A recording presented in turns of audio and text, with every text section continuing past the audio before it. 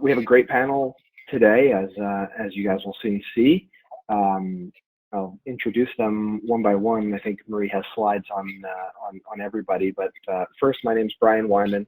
I head up the operations and data analytics team at the Innovation Group and focus on everything ranging from operational excellence and data analytics to new technologies, and that's why I'm here talking about sportsbooks.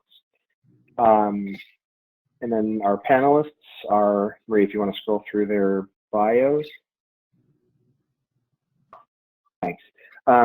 So first you've got Paul Heretakis, who's a principal at WESTAR Architects.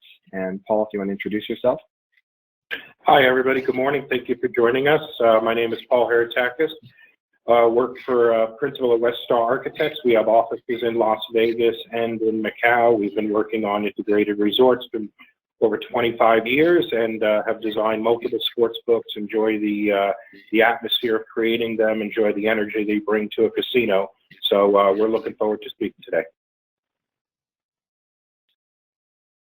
Thanks, Paul. And then next from PointsBet, we have the Director of Retail Development, Jennifer Saragnese. Hey, Brian, thanks. And thanks, everyone, for joining.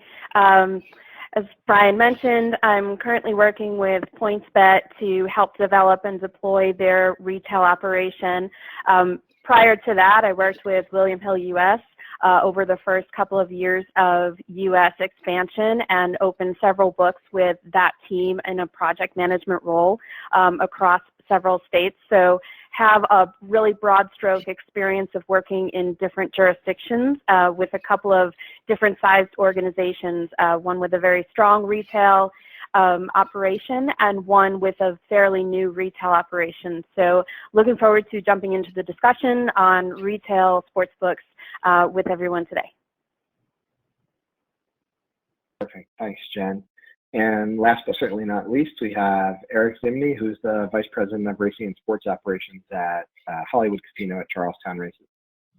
Thanks, Brian. And just to reiterate what both Paul and Jen said, thank you to everyone for joining. I've overseen the racing operations here at the property at Charlestown for about 11 years and overseen the sports operations since we went live in 2018. I've also overseen the retail sportsbook operations for all of Penn Interactive Ventures properties, which include ones in Mississippi, Indiana, Iowa, Pennsylvania, West Virginia, Michigan. We're in several jurisdictions already and operating, of course, Illinois as well. And hopefully I can share some of the insights that we've learned in designing and operating books in the time that I've been here. Great, and yeah, I think we're all certainly looking forward to that. If I can jump in with I guess a great place to start is the planning process for a sports book. All of you guys have been involved in various ways in the development of sports books, and I guess before we break ground, how do we think about the planning for a book? What are the kind of key ideas that we need to start with? And I mean, maybe I'll start with Erich. I recognize the question is broad, so however you want to take this. No, but it's a good question that has a lot of subparts, of course. But I mean, I think the first thing you think of is what kind of experience do you want to give your players in the book? There's some places that may be a little more resource constrained that have a counter where people can place bets, and that's kind of the end of the interaction there. But we like to think of it a lot more as not only the players interacting with the book, but the players interacting with each other. I mean, I think as Paul alluded to, I mean, sportsbooks can have a lot of energy to them, and I haven't heard one gaming exec say they like to have a dead spot on their floor of their property. I mean, you want some juice to it, and so we kind of try to create the experience and feel of basically where you're watching a game there as well, and you're no different than watching it at home with your friends or at a bar where there's cheering and yelling at baskets and games that might seem random to the winner of the game, but not random to the guy who's getting 9.5 points. And you kind of have that winning and losing culture, highs and lows, and like I said, that kind of energy, at the focal point of your book. And after you do that, you kind of sit out and look at the property and figure out, where can I put this that accomplishes that? as well as interfacing with some other areas of the property that we think there's going to be some cross business with. So that would be the starting building block. We've also, over the years, kind of taken it to the next level. Originally, a sports book was off to the side. It only functioned as a sports book. Nowadays, we're integrating them into restaurants. We just finished up a project in Laughlin, the Bruise Brothers, and really a great integration of a sports book. Unami Burger at SLS was extremely a nice execution of that. And it just gave you an opportunity to upgrade a food and beverage venue and make the sports book a little more exciting. Also, the 4040 Club, which turned into Legacy Stadium, that was another concept where the sports book had a lot of food offerings, and you could rent out private rooms, and you could rent out individual spaces within a larger sports book for a few hours, a 3 or 4 hour block, depending on the type of games, and you'd have a minimum on food and everything else. So it was just really a fun experience that made it more of a camaraderie thing with the people you brought with you.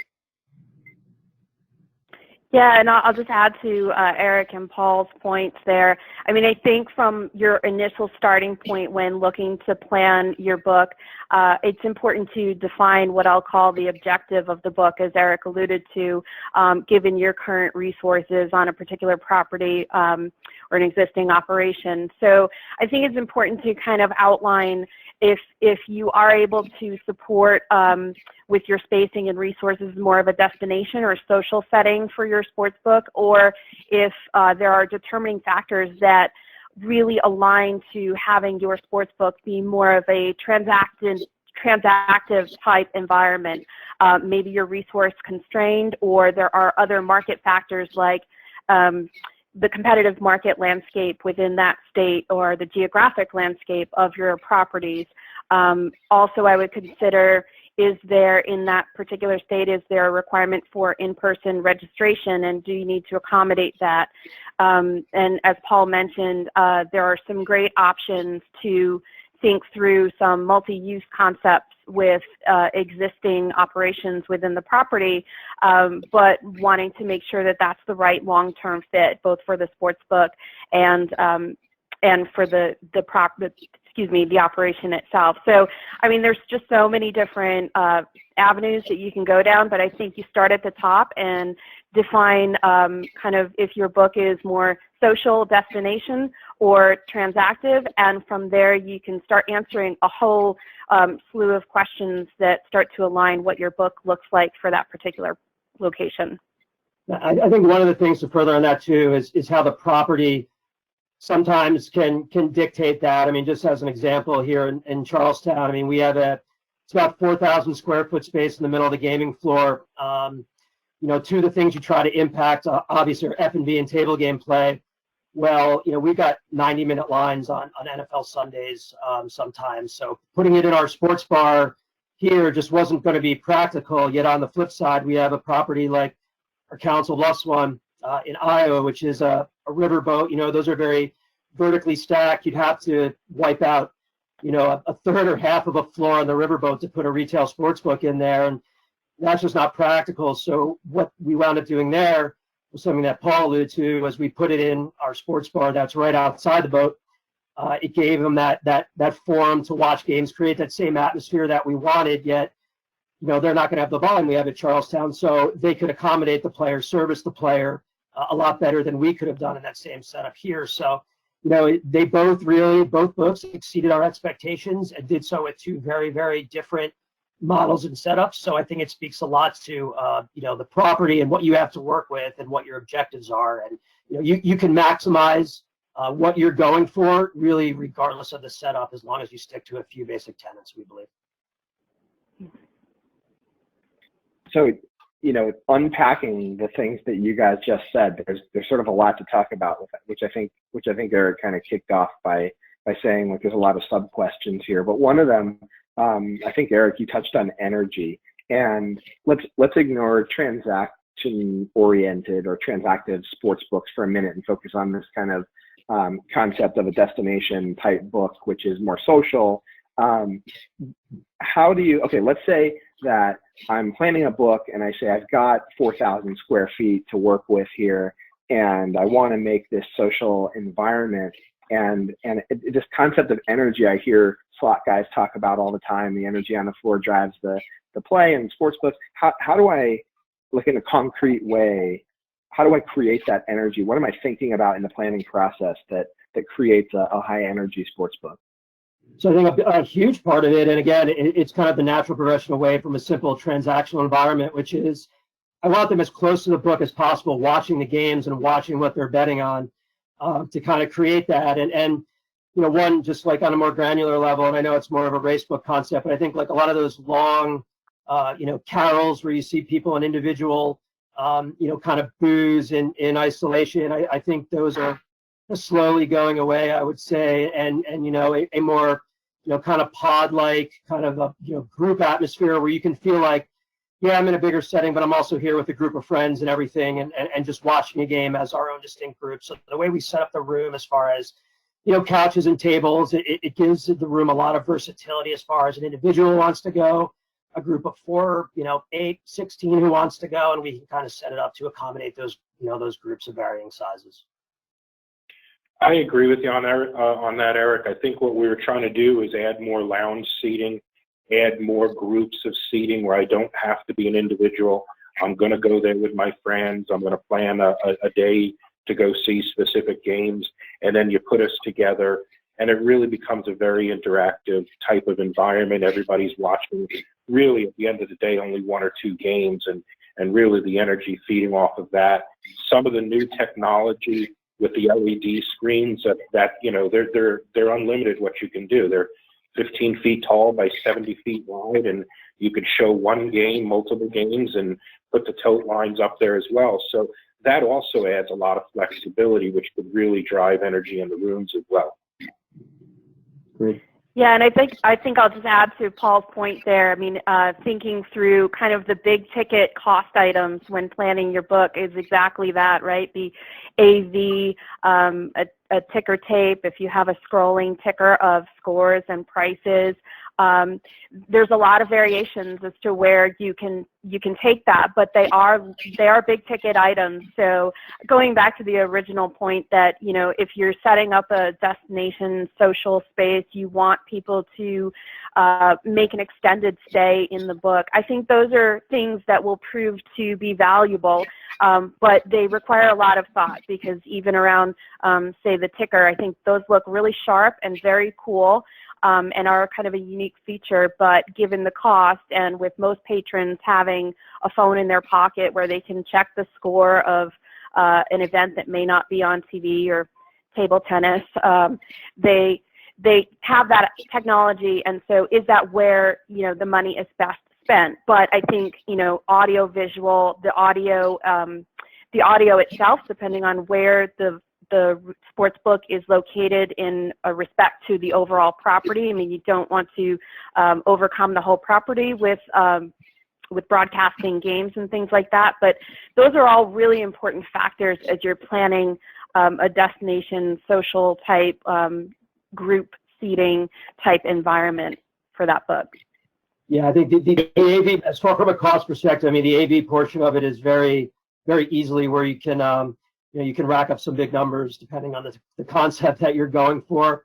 You know, one of the things that we did, I mean, we actually created, we've got our odds boards on our own TV network. We expanded our in-house Z-band and put our odds boards on our TV network. So, you know, if someone's at a bar, instead of having to go to the sports book and take a look at odds, they want to see the NFL lines for the week, that's channel 71 on the in-house network. And, you know, it's created a pretty easy conduit to engage with sportsbook customers who aren't in the physical book yet want to kind of see some of the other stuff that's going on if they were in the book. So there's a lot of things you can do, a lot of optionality with AV, and that's a budgetary thing as much as it is a you know, what kind of feel you're going for, I'd say.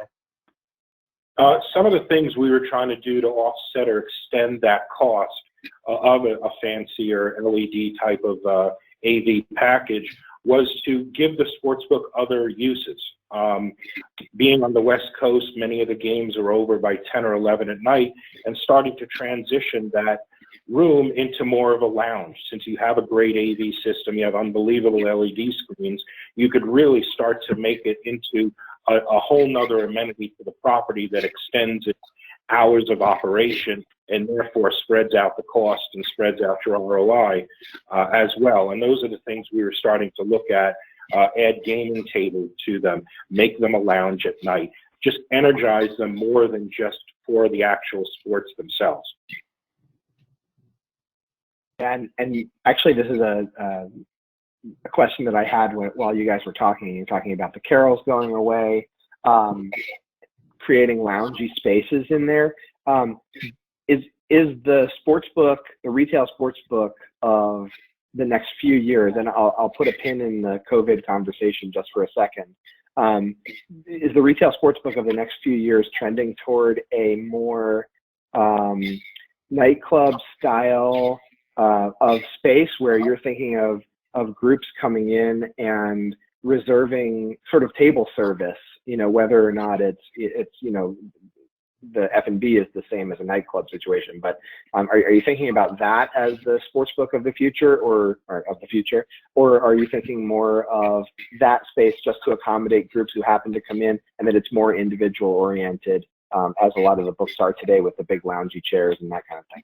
I think like Paul's getting at, I don't know if it's as much, it's versatility of space. I think more than anything, it's repurposability. If more of this business moves online and, COVID has an impact that's even greater that we're anticipating, do you have the ability to repurpose space that you probably spent a good amount of money on to something else where you're going to be able to attract people to it and, not lose that dead air and dead space that you were looking to avoid in the first place? So yeah, I could see that. It's how we're thinking of all of our properties, especially our property in Detroit that we have.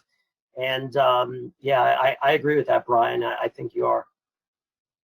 And Brian, that's what we were doing at Legacy Stadium inside the Venetian. Was they did have a public area that you could just go in and watch the game, but probably 70% of that room was split into seating areas or private rooms, and was all for rent. A certain amount of seats equal to a certain amount of dollars for a certain block of time. And I thought that was a great business plan. And to unpin the COVID conversation just for a second, having that ability, I think, would be a safer way that I would think to go to a sports book and have a good time, because I'm surrounded by my friends in a little bit more of a private, protected area, and therefore I know where my friends have been, I know who they are, and I'm going to feel pretty comfortable to be in that sports book for 3 or 4 hours, or even 2 games at 6 or 8 hours. Totally. Yeah, well, okay, so since we took the pin out of the COVID conversation, social sports books, again, putting like a transaction-oriented sports book aside for a minute, where I think we can see a lot of the same types of changes that we've seen in other retail businesses, even restaurants, just for bringing the perception of customer safety and the reality of customer safety into the book. How do you adapt a destination type sports book to sort of this new world that we're about to live in, that none of us really knows what it looks like? Or can we, or I guess part 2 of this is, how would you design a book to be adaptive to this if you're in the planning processes right now, whichever one you want to start with?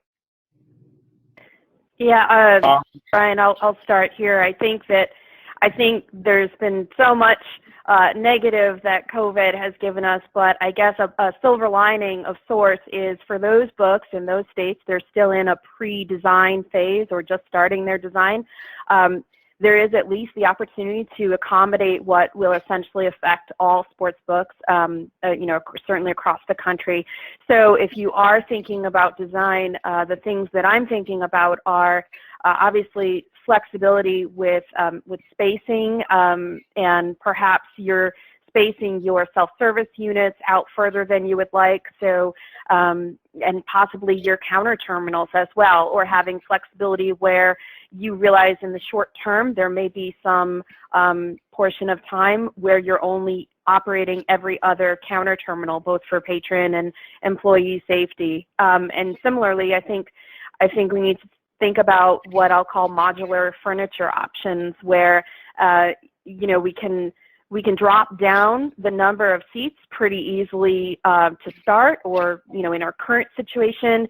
And I think we'd want to be able to add back to that once we got past, you know, the social distancing requirements, if that's, you know, 1 or 2 years from now. I think that we'd want to be flexible going in and having that mindset as you're designing. I think it'll be more challenging for some of the existing sports books that maybe just aren't as mobile, or, you know, already have their placement of kiosk units and counter terminals and line queuing and all of those things that were a consideration even before COVID, and now become, you know, you have to pivot and make some changes in your book. So I guess a bit of a benefit to be on the forefront and make those design changes up front so that you're not moving furniture out of the building now. I think we have to be very careful here. Jennifer, I think some of the things you spoke about are very easy to do and not overly obvious when you enter into a space. Extra cleanability, hand sanitizers, I think privatized seating are all very good solutions to the problem. We've all get a lot of email blasts. We've all seen these emails of these tables coming out with plexiglass all over them. That's a very frightening image that you're putting out there.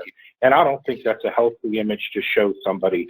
And that could be more scary, to walk into a room and see that. I used to live in Brooklyn, and it was a very bad neighborhood at the time.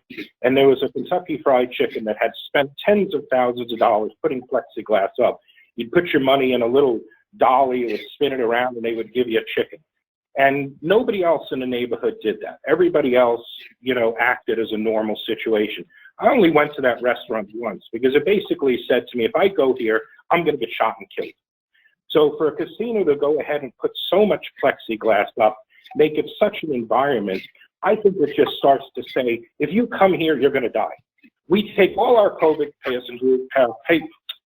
patients, we take them out of the hospital and we put them in a casino, and that's why we have plastic everywhere, and everybody's going to die. So we have to be very careful that the cure is not worse than the virus itself. We can't have you walk into these spaces and have them so antisocial, so sterile, that it's not a fun experience, and therefore it's no reason to come to a casino anymore. And if I have it online, I'll stay at home and gamble online. If not, I just won't come to a place that is telling me you're going to die here. It's a bad image. I hate to pull a Carolyn Goodman with this, but that's a bad image. Yeah, and I think a lot of that too goes to, I mean, what's consumer behavior going to look like? What's social behavior going to look like? I don't think we know. I mean, I don't think we're far enough in the game to know any of that right now. So, you know, one of the things that's kind of weird is, you know, you talk about social distancing and needing space and how you set up your queues. You know, normally you think, well, I don't have the business volume that I had before. I'm going to have to constrict the amount of space I have available. Well, you take all that other stuff into account, you're going to need the same amount of space to keep people apart and service the customers in the same fashion. So you're really not doing that. I think cleanability is a major thing. I do think you're going to see a lot of spacing of self-service machines. You know, a lot of the pod seating that I spoke about earlier, probably going to go away in some form or fashion. I think a lot of it's still to be determined based on what, you know, people's behavior looks like, because I know people are saying right now, look, this has got to be over. I got to get back out, or, oh, heck, I wouldn't go to a casino now if my life depended on it. I'll see when the rubber hits the road what those people actually do. I don't know the answer to that. I think anyone who says they know the answer to that doesn't really, to be honest.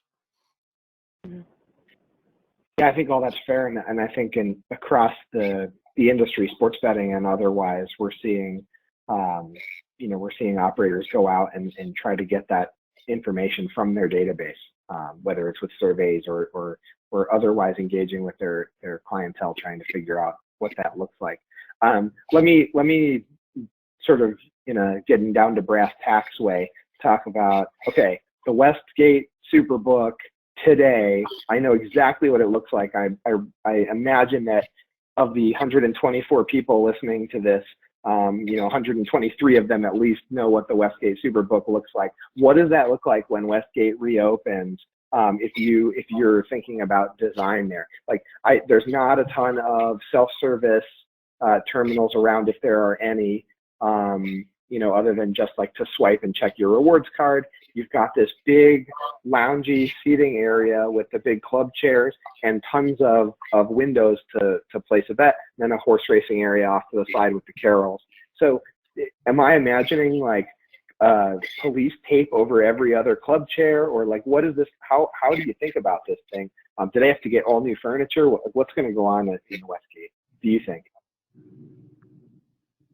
I don't know their furniture setup. I mean, I can tell you we did it, like, not specifically with COVID in mind, of course, but I mean, our furniture is not, none of it is bolted to the floor, so we can move it in and out. And I don't know how much flexibility Westgate has with that, to be honest, but I think you'd see at a place like ours moving furniture out like that, some of it, certainly not all of it.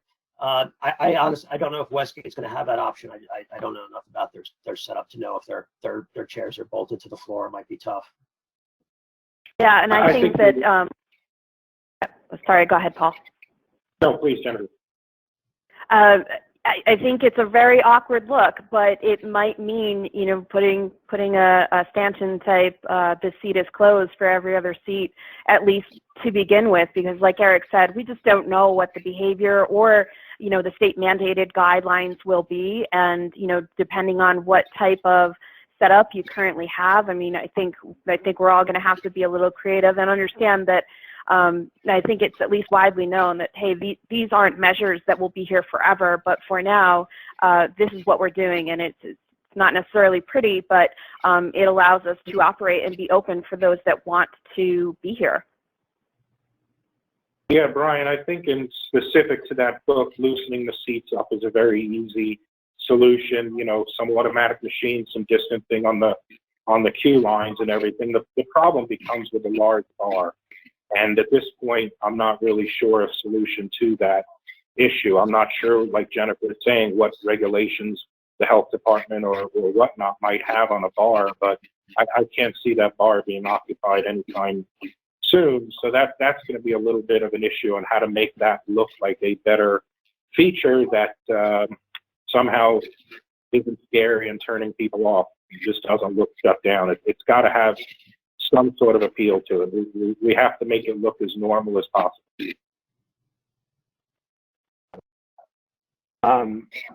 So, you know, when we talked about planning, I think energy was one of the first things that got mentioned. You know, and Jennifer made the point that we really want to start and lay out our objectives for the book at the outset. What are some of the things that you guys are hearing, or in your case, maybe Erich, what are you thinking about as some of these key objectives for sportsbook development? I mean, you know, defining whether the book is social versus transactive, I think that's an easy one at the outset. Whether you need to accommodate in-person registration was one that Jen mentioned, but I mean, what if I have this 4,000 square foot space, and I imagine that most people building a book have already said, okay, this is where the book is going to go, because you know, as we've talked about several times offline, you don't have very many options for where to put your sports book. So okay, so you decide this is where my sports book's going to go. Now you hit the go button. What are some of the things that go into that decision? Like, what are the 4 or 5 key things that you were thinking about, or that operators might be thinking about? So, I mean, number one, again, as I said, is going to be the experience you want to provide the customers. And number 2 is, by a long shot, is how am I going to impact some of the other business segments on my property? You know, that could see a positive impact from a sports book. And the 2 biggest ones are by very far and away F&B and table games, and we haven't really seen as much in slots, but those 2 business segments certainly can be impacted. I mean, I think it's obvious, goes without saying, it's a lot easier to move table games than it is to build a restaurant. So we've had some of our properties, you know, build a book in proximity to a restaurant, a sports bar that they had, and then move table games to kind of play on those 3 factors and have them all in the same basic area, same environment, and creating that kind of all immersive, all encompassing experience that we want those players to experience. At our property here in West Virginia, it was tough to make a direct go of it with F&B. So, you know, we did move a portable bar down there. You'll have we're going to have some limited food running for March Madness this year, but it's really how can I positively impact tables, F&B, ancillary business segments to the sports book, that there's going to be some ability to cross-sell to, and F&B is a big one, table games as well. We always saw the direct connection between the poker games and the sports book, and we always tried to put those in close proximity to each other as well. Yeah, one of our biggest bank of self-service terminals on our property here is by the poker room, and it's for that same exact reason. Same customer. Yep. Yeah. And yeah, I mean, I think thinking about if you're a property that has hotel rooms, right? I'm thinking about where your book is located with respect to those hotel rooms, because I've known sportsbook patrons to spend all day in the book and have some cash in hand and leave it at the table games if they're walking by there to get to their hotel room. So, I mean, those are things that if it can be accommodated, do make a lot of sense. And to Erich and Paul's point about food, there isn't always necessarily an option to integrate directly to an existing, what I'll call restaurant, or food and beverage existing operation, but I'm a big fan of having a nearby sort of takeaway fast food, whether that's a food court or something that's quick and people can leave the sports book, get their food, bring it back. At least it does help them sort of want to stay longer if they're not looking for food and they have some options, and they don't have to go too far or necessarily leave their seat. So that might be something that, you know, is considered as an add-on. Can we bring in a more quick food option closer to the sports book?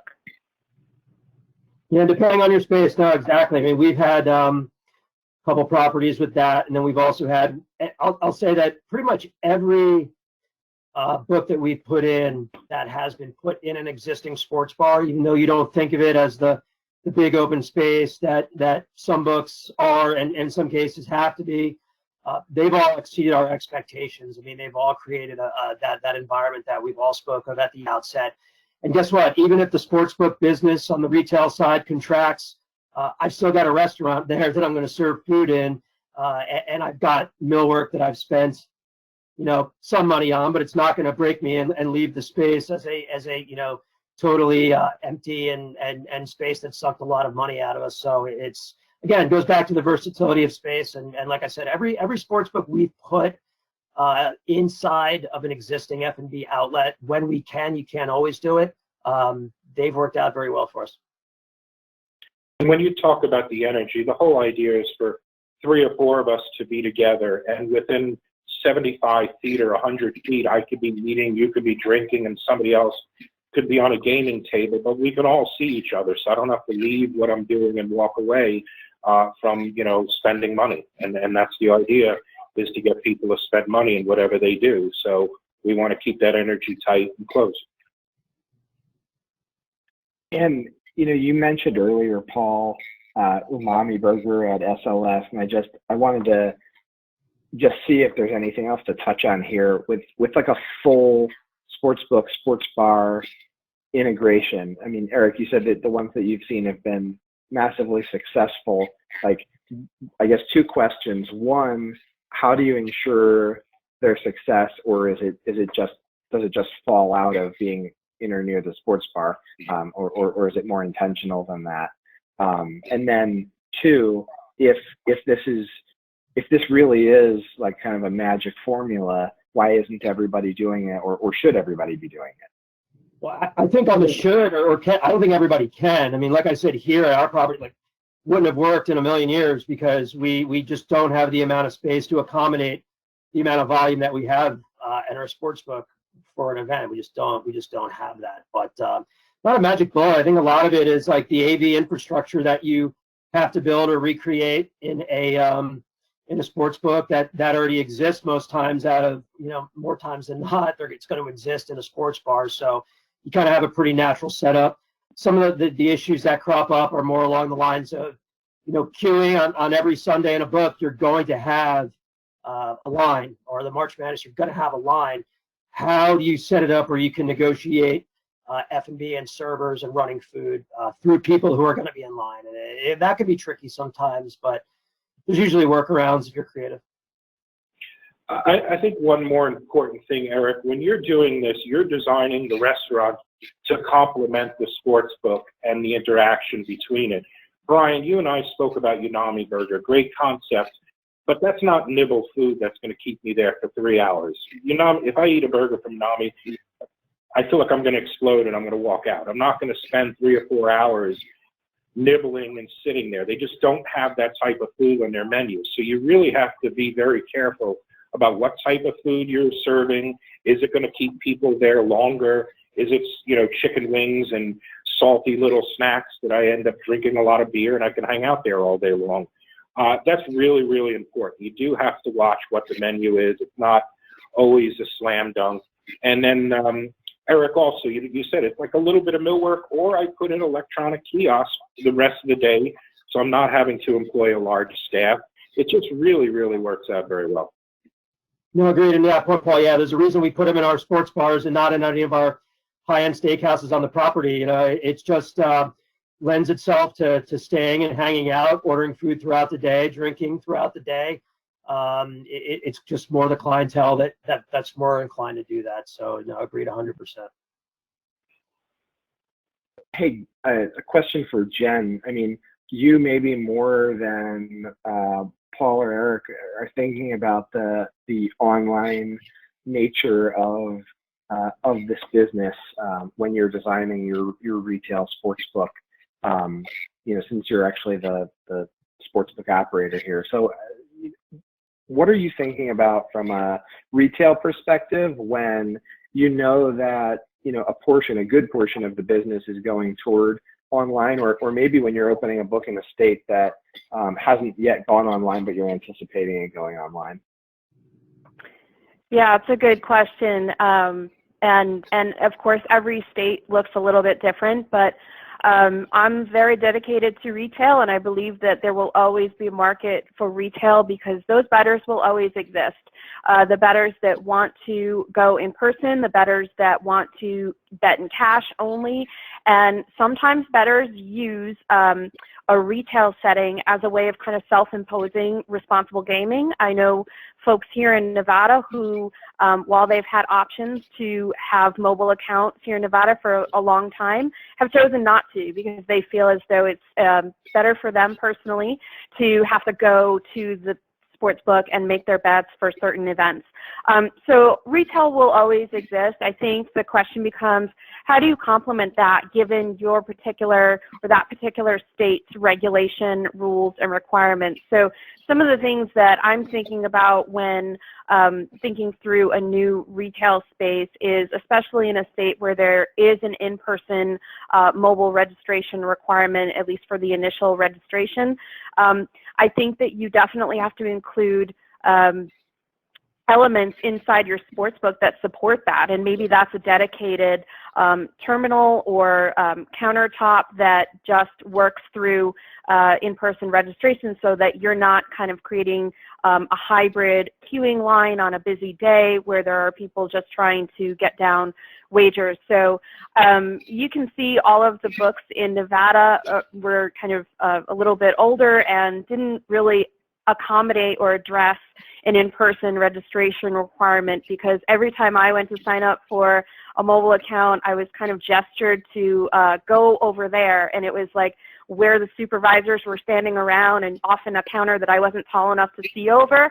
So it wasn't a great experience, but I respect that that was never part of the plan. So again, an advantage for a new state, a new operator is absolutely you can accommodate that, whether that's having, maybe it's a flex window that you on busy days dedicate that to customer registration and or frequently asked questions, kind of a customer service window. You just separate the herd of people trying to get a bet down, and it's a better customer experience. I mean, that signage and separating lines, I would certainly, I would want to have that in a design, especially in a state that had that requirement. I think it's important. I think that makes total sense, and I'll jump in just for a second because I've had this experience walking into a book on Super Bowl Sunday, thinking that I was a few hours early to transact and finding out that I was wrong, that, you know, there was a 90-minute line to transact, but there was a window where you could make a mobile deposit or sign up for an online account, and that was, you know, a 5-minute line. So you can take your cash that you were going to wager and go to the mobile deposit, and then make your bet on your phone, and you're in and out in 10 minutes. So I totally agree, and as a bettor, totally support that plan. You know, I'm watching the questions come in, so I want to mention to the participants in the webinar that there's an ability to submit questions, and we're seeing them pop up here, or at least I am. So one that just popped in was, and I'll start with Jen, but then get to Paul and Erich's view quickly. It's just, how do we make a retail book more appealing and inclusive for female patrons? So you may have a unique perspective on this.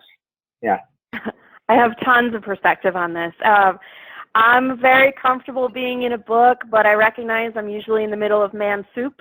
And not everyone who's female and maybe new to sports betting has that comfort level, and quite honestly, it can be very, very intimidating. I was lucky enough to meet someone that I married who taught me all about it and got me very comfortable. But I think you know, short of putting a Sephora off to the side of a sports book, I think that some of the elements that help are a brightly lit book. You know, kind of the dark, dingy books are, you know, more intimidating. I think brightly lit really helps, kind of a colorful design. I'm a big fan of that.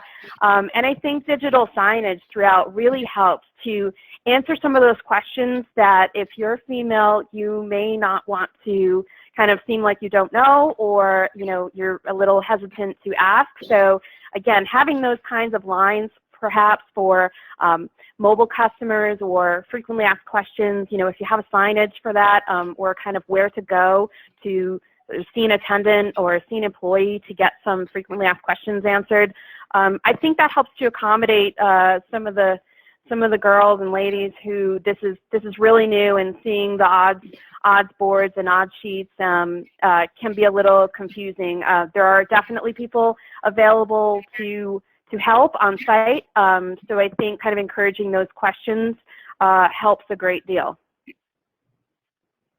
Yeah, I really think that the human element of it, you know, having a strong supervisory, managerial, and ticket writing staff, that really helps out, because like Jen said, I mean, a sports book for someone, male or female, who's never been there, it's a pretty intimidating environment with folks who are, you know, betting, like we said before. Hopefully, you know, there's some yelling and juice going on, and no different than horse racing, where it can be intimidating, or if you've never played craps, going to a craps table, it can be intimidating. So having that human capital, you know, on the floor, that's on your staff, that can, you know, take time and explain stuff to people, I really think that's what sets customers at ease. Yeah, I agree, and I'll second Erich's point that, you know, I was once a male who had never bet in a sports book before as well, and so would have certainly appreciated, you know, some better signage and a better understanding that, you know, they really expect you to make your bet with the number of the game, and not just tell them that you want to bet Texas A&M. So anyway, I'm on board with you there. I think that's another Brian. question. Sorry to interrupt. I think that's really a critical point that sometimes gets lost as expansion moves so quickly. And I sort of say this to all the teams that I've worked with and continue to work with, is really to set your mindset around recognizing that this is new for everyone, not just the customers, but it's new for regulators, it's new for operators. There is an education level that is happening in real time, and I think, you know, a level of patience and kind of expectation that if you have that knowledge, you know, share it. We're all learning as fast as we can, and having that mindset will help as you're going through this delivery of your sportsbook operation. I think that's a great point. I'm loving seeing the questions coming in right now. So, and a couple of them. One, I'll start with old school, and then I'll move to new school very quickly.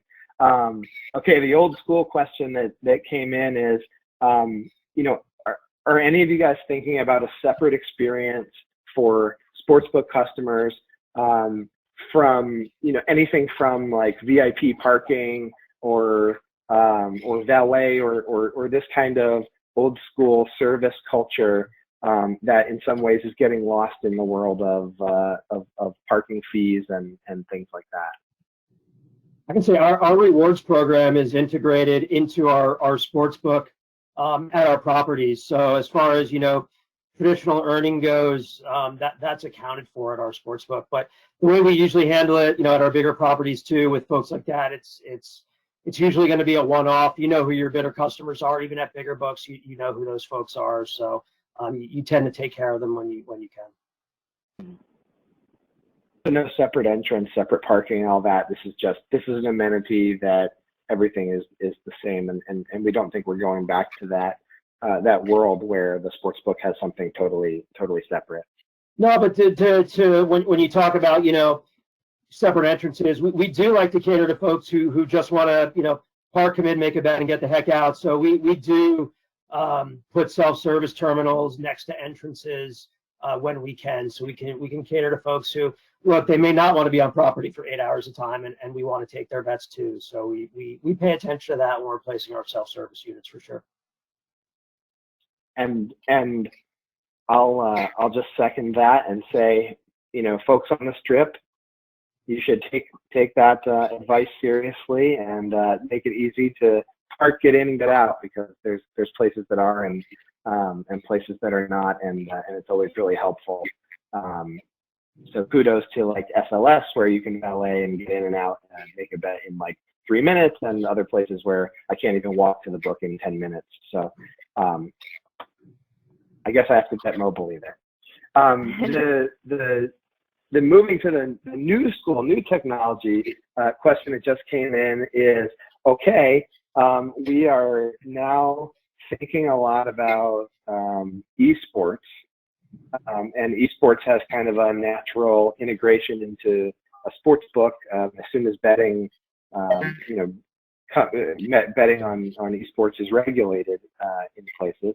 So would you consider devoting a portion of space for a new build out to esports in any way? And if so, what are your thoughts around that and how to best execute on it? Yeah, I think that's really super new school, and in my experience, I haven't come across any scenarios yet where that's become a real consideration, but I think it quickly will. I think, again, if you have the resources and the space, or if you can dual purpose the sportsbook space itself to kind of accommodate esports either as an activity or esports betting, similar to how a lot of books in Nevada somewhat separate race wagers from sports wagers.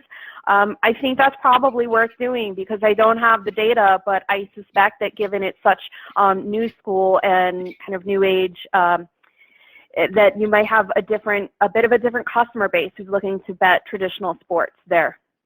And I would say not even repurpose a place in an additional book necessarily. I mean, a lot of our facilities have event centers that can hold, you know, concerts for, you know, a solid number of people.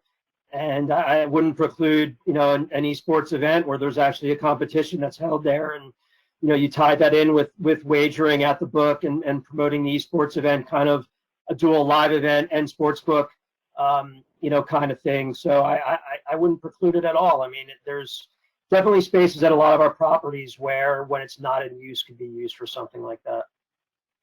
Hey, Brian, can I follow up with you on a question about that? I think we've spoken a lot about a sports customer playing poker, eating at the property, using the facility, spending and enjoying the amenities of the property, spending money. I don't know if we've identified yet that esports customer is crossing over and using other amenities and spending money at the property. Am I still a little unclear on that, or has that been a little further defined? Because I thought we didn't know how to make money on it. As far as I know from conversations that I have, I think it's largely conjecture at this point. You know, we've sort of seen mixed results from folks that have hosted esports competitions in their event center, to Erich's point.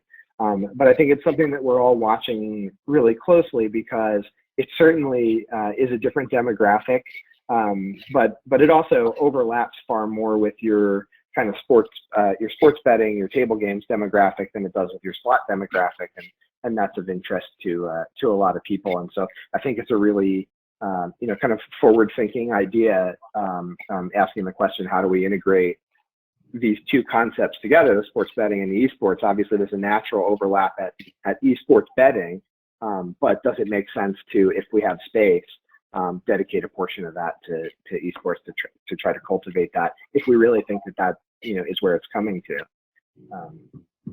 But that's it's kind of interesting.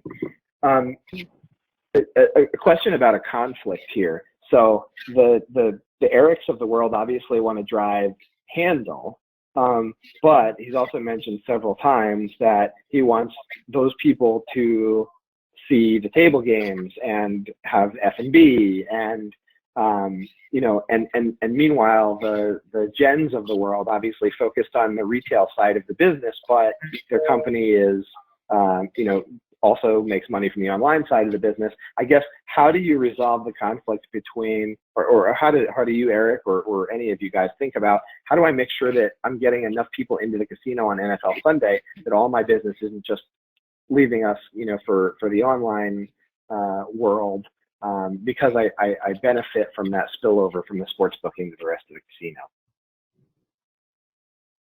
Yeah, I mean, I don't think the two have to be mutually exclusive. I mean, I think there is a value in cross-selling from mobile to retail and vice versa, and that you can certainly use your mobile platform to push people, to your brick and mortars, and use your brick and mortars to push people online. It's really exposing your brand as a whole, and just kind of increasing their play on both of your platforms. It's look, I mean, I think a lot of us have made sports bets and indoor racing bets both online and both brick and mortar, and there's a value to doing both of them. And they each provide an entirely different experience. So I don't see why they can't service the same customer at different points in time. And Erich, you need I agree. Yep. I'm sorry, Jennifer, please. No, go ahead. I was just going to agree with Erich. I think it's about the brand. And if you strengthen the brand, I mean, there's a natural complement to both there. And you need to make the brick and mortar appealing and differentiate it. And it needs to be a place you want to go, not just a little 10 by 10 space in the corner that doesn't offer me anything. That's why you do see the trend toward restaurants, better technology, better audio than I have in my house. Things like that, adding table games to certain areas so I can gamble and watch sports at the same time. All those things need to keep happening and evolving as a sports book evolves. Jennifer, we talked early on about when I first started, we put the sports book on wheels because we'd move it every 6 months. It didn't matter. It was a throwaway space. But except for the big sports book, mega sports book you mentioned earlier, but we've made them into a more appealing amenity where you went to the property to do other things, and sports betting certainly was one of them. Agreed. And Erich, you said you've got this kind of, the app drives visitation to the property drives utilization on the app. Like, how intentional is that that crossover, and like how do you as an operator think about, okay, I've got people signing up for my book online, I want to make sure that they visit the property. They obviously know my brand, but is there a way that you're trying to push app only type users to the property, or is it as simple as word of mouth, have a good product type thing? No, I mean, well, first I'll preface it by saying our mobile product is not online yet. It will be later this year, but no, I mean, look, there's things you can do. You can bonus somebody who comes on to the property and makes a bet, who you're signing up for your online platform, and you can do that vice versa. I mean, there's creative marketing things you can do to get someone to a brick and mortar all the time. No different than, we're really doing now. You're just using another vehicle to I think promoting kind of those big events especially really helps, because I think the majority of customers, you know, in the future end up being what Erich referred to as kind of hybrid customers, right? I bet on mobile, but occasionally I like to go to the book and spend some time. So there'll be a mix of both, but I think that, you know, creative marketing and event promotion and, you know, customer promotion can really help drive to both channels there. I have a couple more questions, but in the interest of time, I want to make sure that you guys get the opportunity. Is there anything that I haven't asked that you expected, or that I should have asked, or nuggets that you wanted to make sure to leave the folks that joined us with before I eat up the rest of our time with my questions? Nope. Not on mine, right? No? Okay. I have a question then. So the conversation about carols going away, like when I go to G2E and the sports betting shows, I see some amazing new self-service technology, but it's sort of immersive in the sense that it's intended to be in a carol, and I can play a slot machine and have a window where I'm watching the game and have a window where I'm betting on the game. It's basically a slot machine that allows me to sports bet. And I'm sorry to the manufacturers listening to this that might take offense to that characterization, but my point is, do you see that having a place in today's sports book?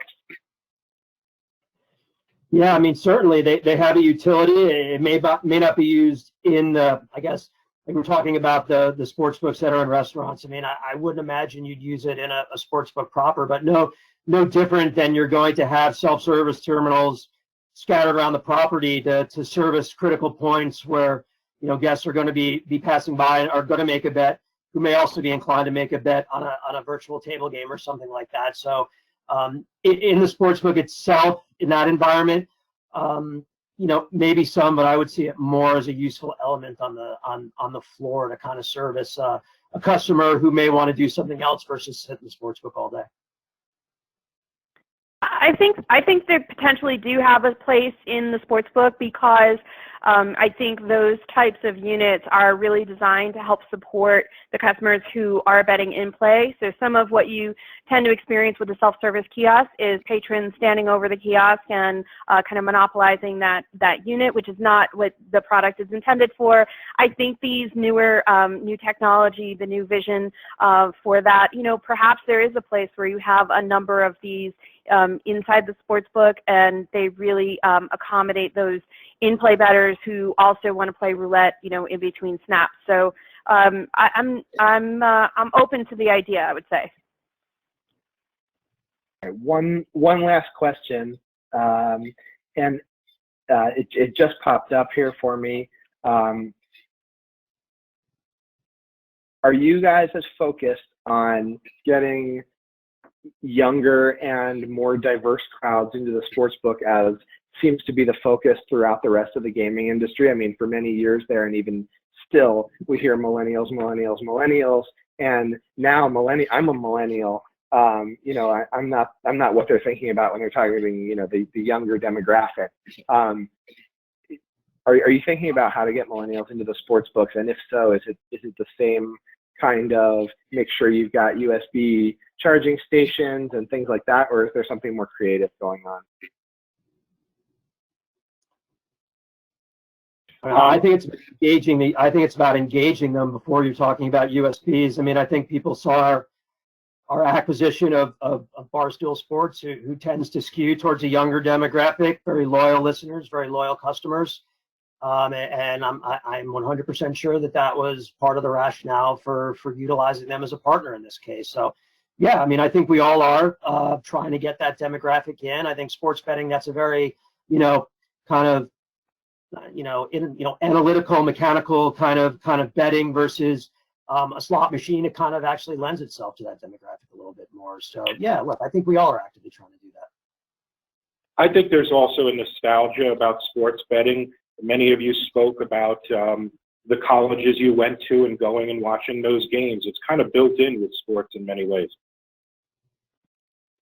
Yeah, I think the social media is the really key driver there. Like Erich said, the acquisition of Barstool, it really helps to strengthen the brand. I know PointsBet does a terrific job of managing their social media and really engaging in that demographic, which is something the youngsters are really good at. So I'm impressed by their ability to do that, and I think that is probably one of the key drivers to engaging them, on a primary level, and then using that engagement to drive toward the retail sportsbook environment. Agreed. Great. Well, it's 11:02 by my count, so I want to extend my personal and on behalf of the attendees, thanks to you guys for the conversation, which was great, and I'm sure could go on for another hour if time allowed. But yeah, no, it's been great talking with you, and I think really helpful. So thank you. Thank you. Thank you. Yes, huge thanks to our panelists.